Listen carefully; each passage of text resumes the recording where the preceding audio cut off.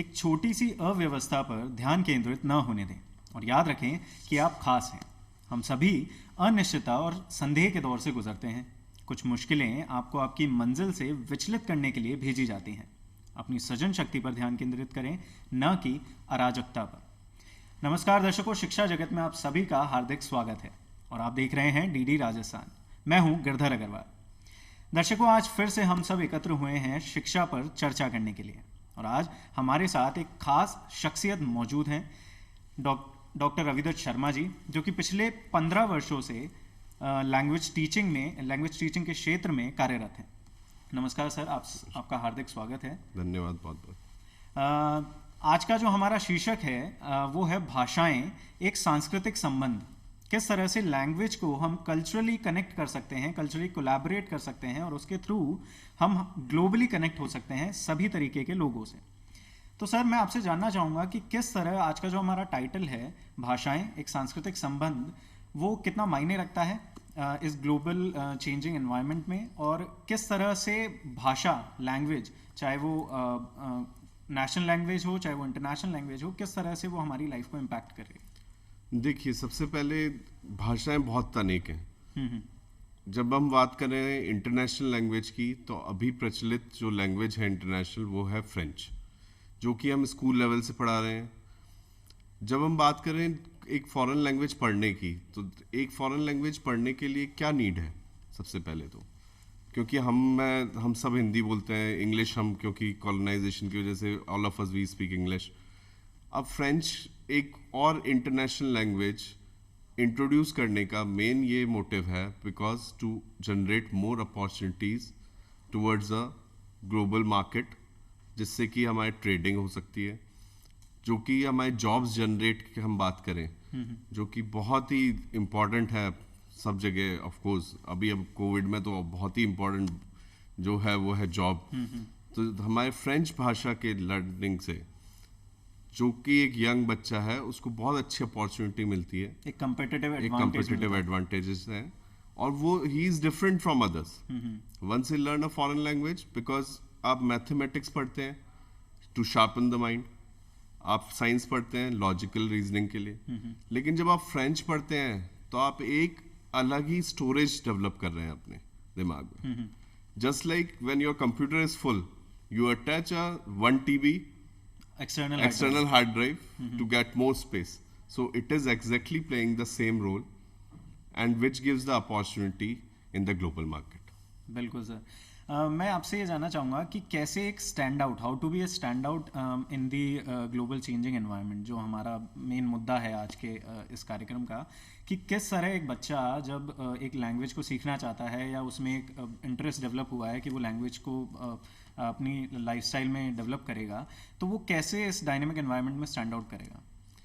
सबसे पहले तो वो जब सीखने लगेगा एक foreign language, he'll start with the vocabulary part. We start with the vocab. When a child is small, हम उसको एक छोटे छोटे शब्द सिखाते हैं, पापा, मम्मा, table, chair.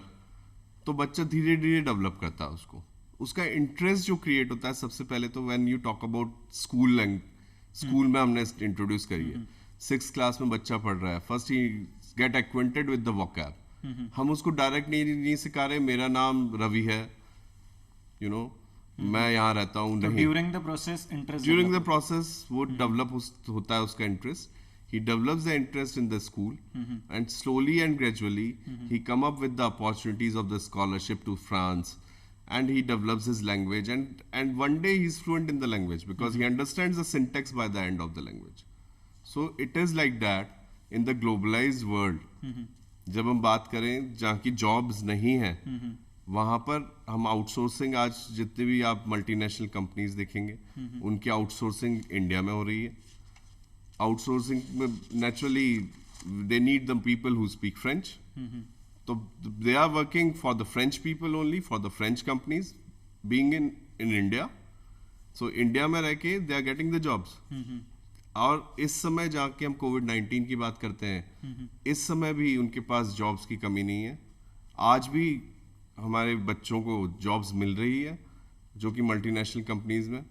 During the period of covid also, where there is very less jobs, तो इस समय भी आप देखिए कि just by the person has learn only the levels, that is first level, second level and third level, and he is getting a job. जहाँ अपन ने लेवल की बात करी कि किस तरह से एक बच्चा लर्न करता है, चाहे जी। वो स्कूल से स्टार्ट कर दे अपनी एजुकेशन में ही, तो क्या इसके मायने होते हैं, कितने लेवल्स होते हैं, किस लेवल पे आके एक सर्टेन जो लैंग्वेज है उसमें वो प्रोफिशिएंसी हासिल होती है? उसकी प्रोफिशिएंसी आप अगर स्कूल में बात करें तो स्कूल में उसको मोर ग्रामेटिकली उसको पढ़ाया जाता है, जिससे कि उसकी वोकैब हो जाती है, उसको सिंटैक्स ऑफ द लैंग्वेज समझ में आ जाती है। बट आप उसकी फ्लुएंसी की अगर बात करें तो वो it develops after when he passes the exam of 10th 11th, then he is fluent. Okay. And he can go for further studies afterwards even to France, because it is always an additional advantage. वो दरवाजा उसके लिए खुल जाता है और उसके लिए ये आसान हो जाता है. He is not totally lost in France, क्योंकि उसको सब जगह फ्रेंच में लिखा हुआ दिख रहा है, उससे सब एनवायरनमेंट में फ्रेंच सुनाई दे रही है, तो ही इज नॉट लॉस्ट. तो उसको पहले से ही उसको एक लैंग्वेज के माध्यम से उसको एक अपॉर्चुनिटी मिल गई, उसको समझ में आ गया कि इस देश में इस चीज को ये बोलते हैं, वो कल्चरली वहां पर चीजें समझ रहा है, because he is learning culture as well, जो कि आप संस्कृति बता रहे हैं, तो वो दोनों उसके it is basically cultural connection. तो वो कल्चरली भी उस बच्चे को समझ में आ गया और वो आराम से इसमें आगे प्रोग्रेस कर सकता है. बिल्कुल सर, हमारे जो दर्शक हैं आज के, वो ये जानना चाहते हैं कि किस तरह से आपका ये जो दौर है लैंग्वेज लर्निंग का, लैंग्वेज लर्निंग से लेके आज लैंग्वेज टीचिंग तक का, वो कैसे शुरू हुआ और क्या उसमें प्रोज एंड कॉन्स थे और क्या कैसे सब रहा सर? देखिए, जब मैंने स्टडीज लैंग्वेज की करी थी तब हमारे टाइम पे इंटरनेट एक्सेस इतना नहीं हुआ करता था. We used to have the internet access कि हम 30 रुपए घंटे में कहीं पर साइबर कैफे में जाकर इंटरनेट एक्सेस किया करते थे. बिल्कुल. तब हमारे पास सिर्फ एक ही मीडियम होता था, जो कि था translation method. That is a traditional approach to learn a language.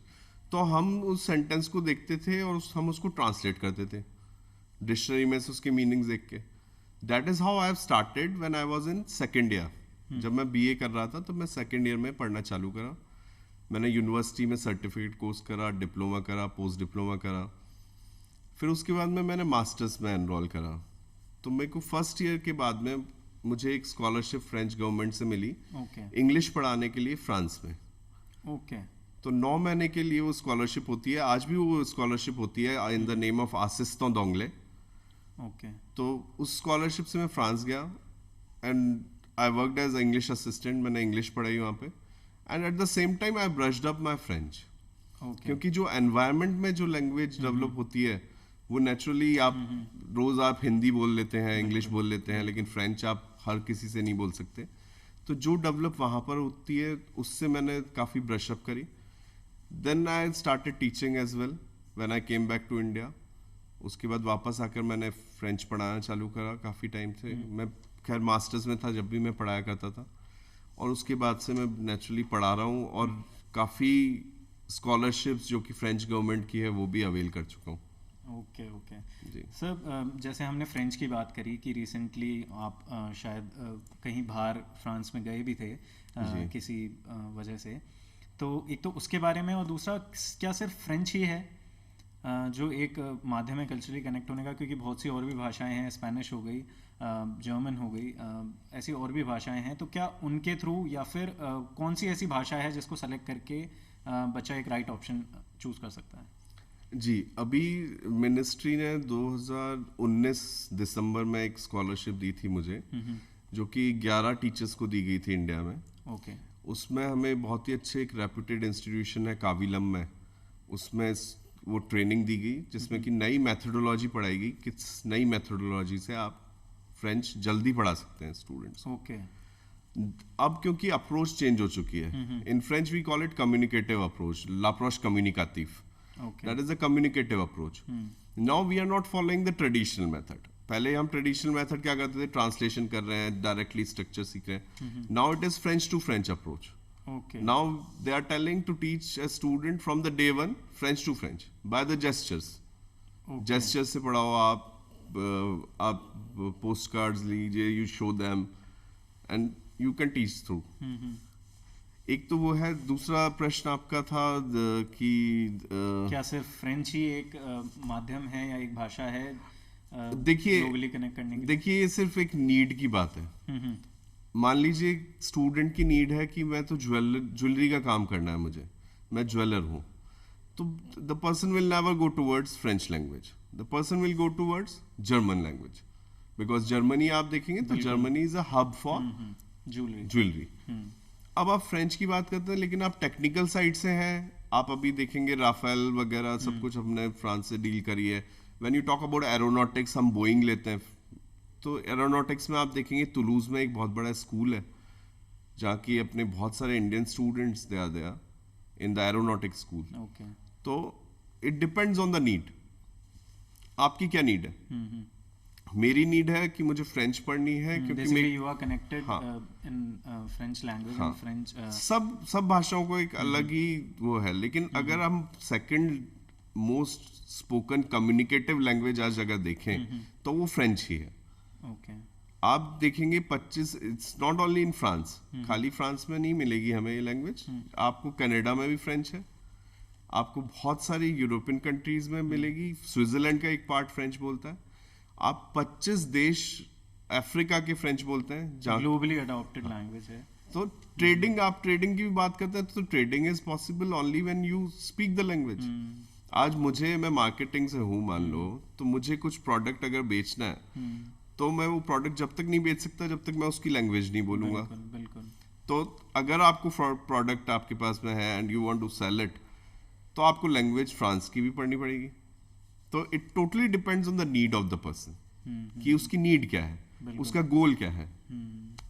तो इसी तरह मेरा जो अगला सवाल है, आपने कहा कि एक मॉडल जो है हम अपना रहे हैं जिसमें either we take boards and through that हम पढ़ाने की कोशिश कर रहे हैं, फ्रेंच टू फ्रेंच हमारा जो है कनेक्शन बन रहा है जी। तो ऐसा और क्या इंस्ट्रक्शनल मॉडल है, या फिर उसे आप इलेबोरेट करके हमें बताएं जो नया अभी अपना रहे हैं यूनिवर्सिटीज़ बाहर की या फिर इंडिया में टू टीच स्टूडेंट्स, चाहे वो कोविड-19 के फेस से रिलेटेड हो या फिर टोटली वो नया ही मॉडल है? देखिए कोविड-19 के फेज से अगर आप देखें तो हम बिल्कुल नई मेथोडोलॉजी जो लेंगे through games, we are doing it through net, we are preparing the games and we are making the people learn language through games. आप पीपीटीज पे काम कर रहे हैं आज, आप जो कि पहले वो बात करते थे जब फ्रांस में बात करते थे कि TV5 world that is TV 5 monde कि इससे पढ़ाइए आप फ्रेंच, तब हम लोग कोई विश्वास नहीं करता था कि वीडियो से कैसे पढ़ाएंगे। Now it is totally come up after this COVID. Everybody is teaching through videos. Everybody, हाँ, and student भी बड़ा comfortably पढ़ रहे हैं। और ऐसा impossible बिल्कुल नहीं है कि आप online नहीं पढ़ पा रहे हैं, सब पढ़ रहे हैं आज। Language आप बात करेंगे, I have so many students, all of them they are learning through Zoom, through some other application, Google Meet or any other, so that is also possible. तो जो नई मेथोडोलॉजी है वो एक तरीके से हम मिक्स कह सकते हैं yes. कि ऑफलाइन एंड ऑनलाइन दोनों तरीके से मिक्स होके, और वो चाहे लैंग्वेज लर्निंग हो, लैंग्वेज टीचिंग हो, वो हर तरीके से पॉसिबल है उस नई मेथोडोलॉजी से। बिल्कुल ठीक है सर। तो जो डिफिकल्टीज अभी तक आपको देखने को मिली इस मेथोडोलॉजी में, मतलब इसके प्रोज एंड कॉन्स दोनों ही बताएं। देखिए मेथोडोलॉजी में थोड़ी सी डिफिकल्टी वहां आती है जहाँ की हमारा स्टूडेंट हिंदी फोन हो, उसको बिल्कुल हिंदी आती है, तो वो एकदम से फ्रेंच टू फ्रेंच में वो समझ नहीं पाता है एकदम से क्या हो रहा है। तो उस जगह पर थोड़ी सी डिफिकल्टी लेवल आता है। बट अगर आप समानता लें फ्रेंच भाषा और हिंदी की, तो उसमें समानता इतनी है कि एट द एंड वो उसको समझ में आने लग जाता है कि ये लैंग्वेज ऐसे काम करेगी। बिकॉज इंग्लिश में कोई जेंडर नहीं होते किसी भी चीज के, बट हमारे फ्रेंच में होते हैं और हिंदी में भी होते हैं।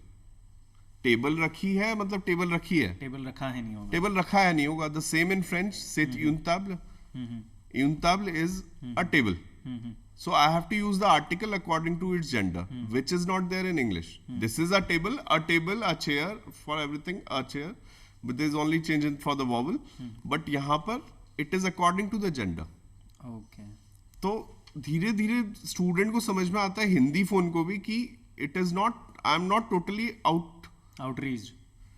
I am I am also capable to learn. तो ऐसा कुछ भी नहीं है कि हिंदी फोन को फ्रेंच नहीं आ सकती, इंग्लिश जो इंग्लिश बोलता है उसी को आती है, ऐसा बिल्कुल भी नहीं है। वरना आज आपके कॉलेज के भी शब्दकोश नहीं होते, क्योंकि it is possible for a person who is learning Hindi, वो same applies for a French people, those who are learning Hindi as well, they are facing the same problem as we are facing in learning French. But Exactly. of course Indians अगर आप बात करें तो हम भारतीय बहुत अच्छे हैं लैंग्वेज में, बिल्कुल। हमारा तो इतनी डाइवर्स बिल्कुल। इकोनॉमी है, इतनी डाइवर्स, और हमारा सबका बेस जो है वो संस्कृत है, तो हम ऑलरेडी उससे, हमारे रूट्स तो वही हैं, तो naturally it is very easy for us to learn a foreign language also, so that is the plus point we have. बिल्कुल।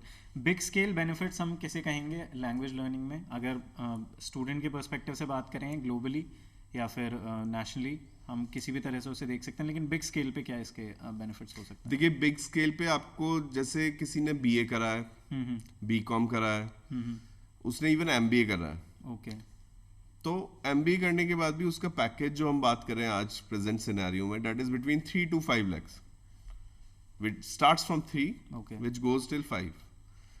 अब इसके साथ में उसने मान लीजिए फ्रेंच के 3 लेवल कर रखे हैं, that takes hardly 1 year, 3 level करने में लगभग 1 साल लगता है। उसने अगर 3 लेवल कर लिए, उसका पैकेज स्टार्ट होता है 4 से, which goes till 15 lakhs।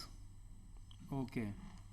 So just because वो Language. दूसरों से अलग है, वो एक दूसरी लैंग्वेज बोलता है, वो फ्रेंच लैंग्वेज बोल रहा है, तो उसका प्रोस्पेक्ट इतना चेंज हो गया है कि नॉर्मल जो इंग्लिश वाला एमबीए है उसको तो 4 to 5 का पैकेज मिल रहा है, लेकिन इसको 15 lakhs तक भी जा सकता है। Plus the person can become a translator, the person can become an interpreter, interpreter, okay. It is there's a wide scope। इसमें जैसे आपने बोला कि उन बच्चों से अलग हो सकता है जिसने लैंग्वेज नहीं सीखी है, बिल्कुल। लेकिन ऐसा नहीं हो सकता कि इसमें कंपटीशन प्रिवेल ना करे, जो लैंग्वेज ऑलरेडी सीख रहे हैं उधर भी कंपटीशन है, या फिर ऐसा है कि डिमांड और सप्लाई रेशियो कम है, कि सप्लाई जितनी हो रही है उतनी उससे कई गुना ज्यादा डिमांड है? Demand is too much, Okay. इसीलिए अभी बहुत स्कोप है, डिमांड बहुत है। और अगर कोई 3 लेवल बोलता है तो उसमें आप level, because level is judged bye an examination, तो वो एग्जाम अगर उसने पास करा है तीसरे लेवल कहीं ना का, कहीं क्राइटेरिया तो है हाँ, ही कि- बिल्कुल। हाँ बिल्कुल। तो उसकी फ्लुएंसी चेक होगी, वेन इल बी ओके। वैसे 3 लेवल के बाद में सब फ्लुएंट ही होते हैं, तो कंपनी फटाफट हायर कर देती है। बिल्कुल। वैसे कितने इसमें लेवल्स होते हैं, क्या इसका? इसमें बेसिकली 6 लेवल्स होते हैं, but the company requirement is for 3 levels, And that is duration? A1, A2 and B1। And what is the duration? Duration till B1 it is 1 year। Okay. B1 करने में 3 levels करने में, 3 levels करने में लगभग 1-1.25 साल लग जाता है। एंड उसके बाद? उसके बाद the person can opt for a job, they can Opt go for a for a job. Okay. So the basic requirement for a company, for a particular company to hire a person which has a additional skill as जी। French language, तो जी। एक level 3 तक requirement है, बिल्कुल। उसके बाद आप कहीं पे भी बिल्कुल। काम और कहीं बिल्कुल। कहीं से भी ग्लोबली कनेक्ट कर सकते हैं। बिल्कुल। बिल्कुल। सो तो स्कूल लेवल पे हमने बात करी कि हम स्कूल लेवल पे भी लेवल 3 तक हम क्या लेवल 3 तक कर सकते हैं, लेकिन स्कूल लेवल पे हम जॉब ओरिएंटेशन की बात नहीं करेंगे, क्योंकि स्कूल लेवल पे वो उसको एक नई लैंग्वेज से एक्वेंटेड करवा के उसको हायर स्टडीज के लिए हम तैयार कर रहे हैं। Maybe he wants to go to France for Okay, in a French university? बिल्कुल, in a French university, okay okay. And there are so many scholarships given by French embassy कि आप स्कॉलरशिप्स लेके you can study at a very low cost. What how is it given, the scholarship? Scholarship is given to the people from engineering, from arts. There are different scholarships actually. So it depends on which stream the person is. Okay. So you have to, of course, apply for the scholarship. They'll see your score, everything, your status, the institution. Then they'll give you the scholarship. Oh, according to your basically score, Profile. overall Yeah, score. overall profile. Okay. The transcript basically Yes. जो देखी जाएगी, उसके Yes. बाद ही आपको जो है language एक additional skill के रूप में आप में गिनी जाएगी। जी। सब बेस्ट वे क्या है स्टार्ट करने का to learn a new language? Best way देखिए, सबसे अच्छा वे वही है जो हमारा बचपन का था, कि आप सुने और बोलें। आज आप हिंदी बोलते हैं, हमें हिंदी किसी ने नहीं सिखाई, आपने सुनी आपके पेरेंट्स से, आपके एनवायरनमेंट में, और आप बोलने लग गए। सो that is the best way, but ऐसा एनवायरनमेंट अभी हाल फिलहाल अगर अपन बात करें तो ऐसा है नहीं कि आजू बाजू के या फिर हमारे जो जिसमें हम उठते बैठते हैं ऐसे लोगों में कि हर कोई फ्रेंच बोल रहा है, ऐसा पॉसिबल नहीं है। तो क्या ऐसा बेस्ट वे है जिसके थ्रू एक स्टार्ट मिल सकती है एक बच्चे को? देखिए, you have to start with a method. हमेशा एक मेथड आपको लेके चलना पड़ेगा, method in the sense of a book, और you have to follow a book, and then in every book we have the listening exercises, we have the by which you can develop your speaking skills, और वो basic से start होता है। आप school level की भी book देखेंगे, वो जीरो लेवल से स्टार्ट होती है। जीरो लेवल इज लाइक बॉन्जूर, गुड मॉर्निंग, बोन après-midi, have a nice afternoon, bonsoir, good evening. तो पहले बच्चा वोकैब पे काम करेगा जीरो लेवल पे, जस्ट लाइक ABCD, बिल्कुल ABCD पे काम करेगा, और फिर वो धीरे धीरे बढ़ता रहेगा। लेकिन जब वो थोड़ा आगे बढ़ जाएगा, जब उसको लेक्सिक जो उसको समझ में आ जाएगी, उसकी सिंटैक्स ऑफ द लैंग्वेज समझ में आ जाएगा, तब वो उसके बाद में उस पर प्रैक्टिस करेगा through the CDs, through so much available material which is there on internet. The interest is there already, तो right medium ढूंढने में ज्यादा दिक्कत नहीं आएगी। हमने तो जब पढ़ाई करी थी जब खाली डिक्शनरी हुआ करती थी, अब तो उनके पास इंटरनेट है, they know how to go on Google, find out the things and they can download it. तो इतना ज्यादा मटेरियल है कि they can easily practice.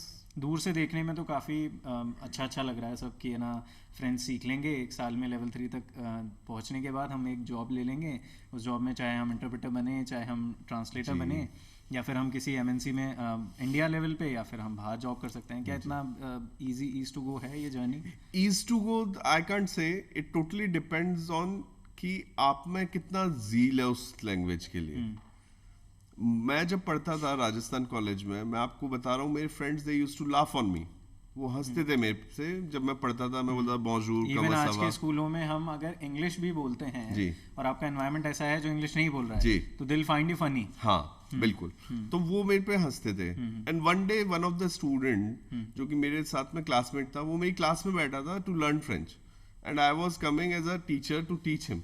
Okay, तो दैट वाज योर विन। हाँ, तो वो टोटल स्टूडेंट के उसके ऊपर है कि उसको क्या बेसिकली क्या रिक्वायरमेंट है, और उसमें वो जील है पढ़ने का या नहीं। जिसमें जील है वो definitely the person will learn, and with in one and a half years maximum, and the person will definitely get the job.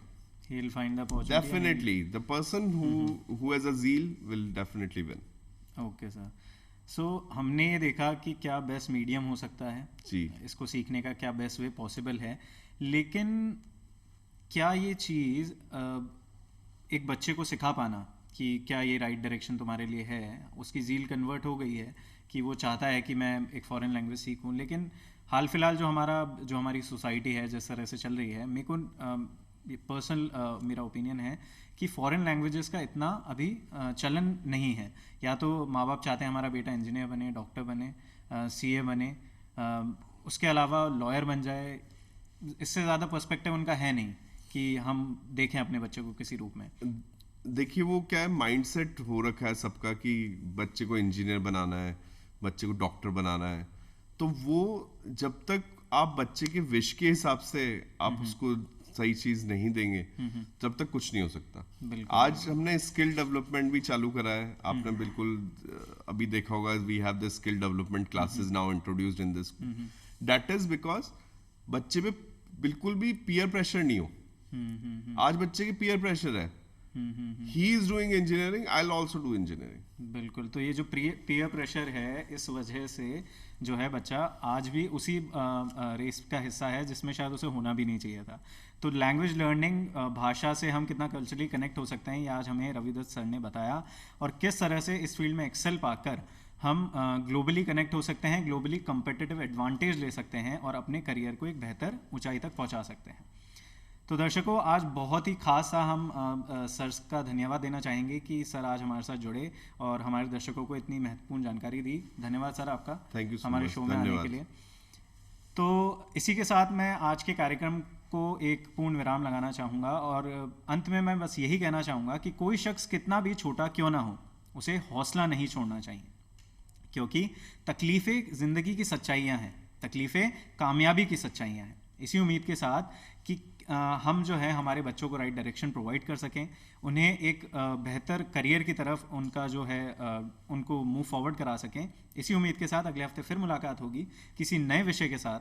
तब तक के लिए नमस्कार।